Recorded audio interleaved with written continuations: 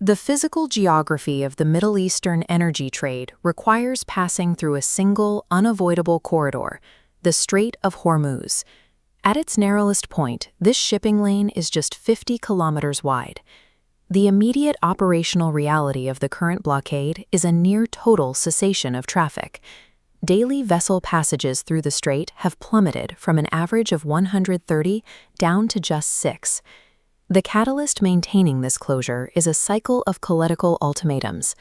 Explicit threats of further military strikes from both the United States and Iran guarantee that commercial insurers and fleet operators will not risk traversing the corridor. The global reliance on this specific waterway is immense. 20% of all crude oil consumed globally and 20% of the world's liquid natural gas must pass through this physical bottleneck. Traditional market interventions are useless here.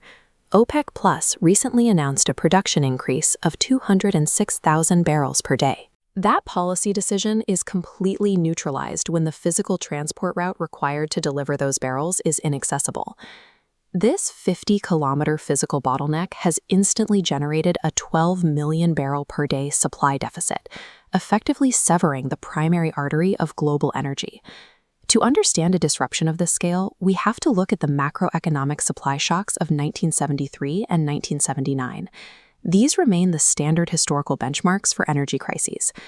Those eras were defined by absolute physical scarcity. Gasoline rationing and consumer panic dictated the economic reality of the decade.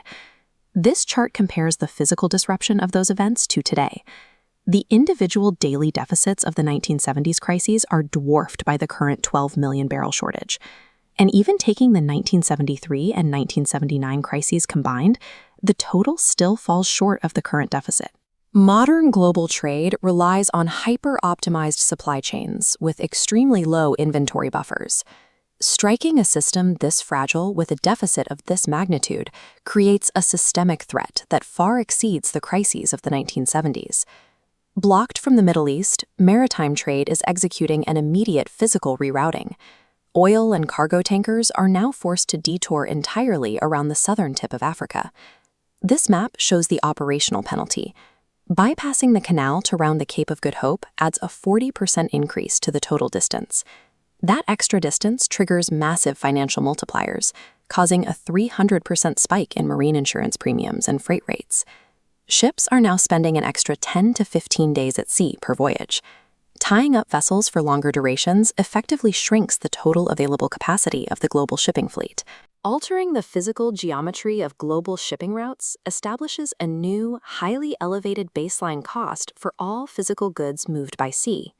Businesses running on highly optimized margins cannot absorb a 300% increase in freight costs internally. The expense must be passed onward. We can see specific corporate pass-through mechanisms activating right now. Amazon has implemented a mandatory 3.5% logistics fuel surcharge on its third-party sellers across North America. The broader logistics network is moving in lockstep. The United States Postal Service recently enacted an 8. This cost-push transmission extends directly to passenger transit. United Airlines, citing the spike in jet fuel, has raised domestic checked baggage fees to offset their operating costs. These corporate surcharges guarantee that the energy shock leaps seamlessly from maritime shipping manifests directly into everyday consumer retail prices. The supply shock also targets raw agricultural commodities tied to the Hormuz corridor. There is a severe physical constraint on global sulfur exports. The Middle East currently accounts for roughly 45% of the world's total sulfur supply. Sulfur, combined with natural gas-derived urea, form the non-negotiable chemical base ingredients required to manufacture global agricultural fertilizer. Facing immediate shortages, agricultural giants like Brazil and India are forced to react by limiting their own exports, hoarding their dwindling domestic fertilizer supplies. The downstream outcome of fertilizer scarcity is a matter of basic biology, drastically reduced crop yields on a global scale.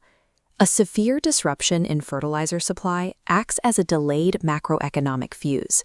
It guarantees a heavy spike in global food insecurity and grocery prices in the quarters ahead. This creates a brutal paradox for the wider economy. Businesses are forced to rapidly raise prices to cover their inflated input costs, even as overall economic growth and hiring stall out entirely. This dual-axis chart plots the Purchasing Managers Index data, proving this exact divergence. Service and manufacturing price indices surge past 70, while the employment index drops to 45.2.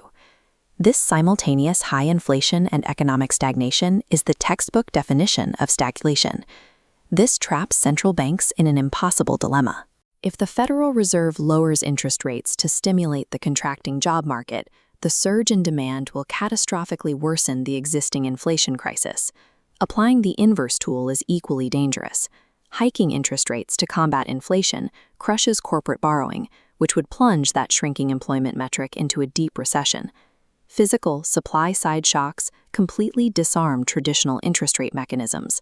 Central banks are trapped in a paralyzed policy pause, watching as the OECD projects global growth slowing to a crawl of 0.8%. The transmission mechanism is nonlinear but unbroken. A physical blockade in a 50-kilometer waterway inflates domestic retail goods, spikes agricultural fertilizer costs, and completely disarms the world's central banks. This vulnerability to physical choke points is forcing nations to abandon hyper-optimized just-in-time supply chains in favor of localized resilience. The aggressive acceleration toward domestic green energy grids now serves as a hard economic defense mechanism against imported stagflation. We are also seeing a secondary financial shift. Sovereign nations are increasingly adopting alternative currencies, like the RMB, for oil trades to bypass Western financial bottlenecks linked to geopolitical conflicts. Until the global economy structurally decouples from vulnerable physical choke points, monetary policy will remain a hostage to geography, powerless against the math of supply-side stagflation.